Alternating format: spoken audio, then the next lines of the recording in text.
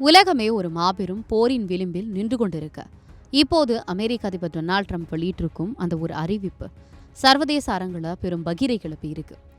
ஈரானுடன் ஒரு மாபெரும் சமாதான ஒப்பந்தம் எட்டப்பட்டு விட்டதாக வெள்ளை மாளிகையில் பேசிய ட்ரம்ப் அதிரடியாக கூறியுள்ளார். இந்த ஒப்பந்தத்திற்கான ஆவணங்கள் கிட்டத்தட்ட இறுதி வடிவம் பெற்றுவிட்டதாகும்.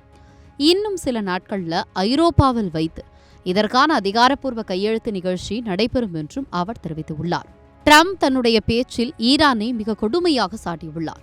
ஈரான் ஒரு மிகப்பெரிய அடியை வாங்கியிருக்கிறது. வேறு யாராலும் தாங்க முடியாத அளவுக்கு அவர்கள் சிதைந்து போயிருக்கிறார்கள். அதனால்தான் அமெரிக்காவை விட ஈரான் தான் இப்போது இந்த ஒப்பந்தத்தை அதிகம் விரும்புகிறது என்று ட்ரம்ப் மார்த்தட்டியுள்ளார். இந்த ஒப்பந்தத்தின் மூலம் ஈரான் இனி ஒருபோதும் அணு ஆயுதங்களை தயாரிக்க முடியாது என்பது உறுதி செய்யப்படும் என்றும் இதன் விளைவாக உலக சந்தையில் கச்சா எண்ணெய் விலை குறைந்து விலைவாசி கட்டுக்குள் வரும் என்றும் அவர் நம்பிக்கையூட்டியுள்ளார். ஆனால் ட்ரம்ப் இவ்வளவு தூரம் உறுதியாக சொன்னாலும் ஈரானிடமிருந்து வந்திருக்கும் பதில் அப்படியே தலைகீழாக இருக்கிறது. ஈரானிய வெளியுறவுத்துறை அமைச்சகம் ட்ரம்பின் இந்த கூற்றை திட்டவட்டமாக மறுத்துள்ளது. ஒப்பந்தம் குறித்து இன்னும் எந்த இறுதி முடிவும் எடுக்கப்படவில்லை. எங்களின் சிவப்பு கோடுகளை நாங்கள் ஒருபோதும் விட்டுக் கொடுக்க மாட்டோம் என்று ஈரான் மிரட்டல் விடுத்துள்ளது.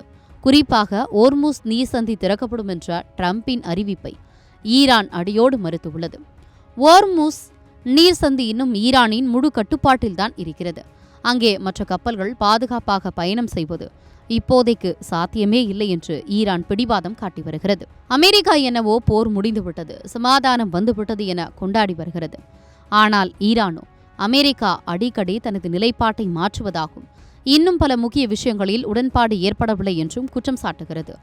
ஒரு பக்கம் ட்ரம்ப் ஈரானிய தலைமை இப்போது புத்திசாலித்தனமாக செயல்படுகிறது என புகழ்கிறார். மறுபக்கம் ஈரான் எந்த ஒப்பந்தத்தையும் நாங்கள் இன்னும் ஏற்கவில்லை என போர்க்கொடி தூக்குகிறது. இந்த வார இறுதியில் ஐரோப்பாவில் நடக்கவிருக்கும் அந்த சந்திப்புதான் போரின் தலைவிதியை தீர்மானிக்கப் போகிறது.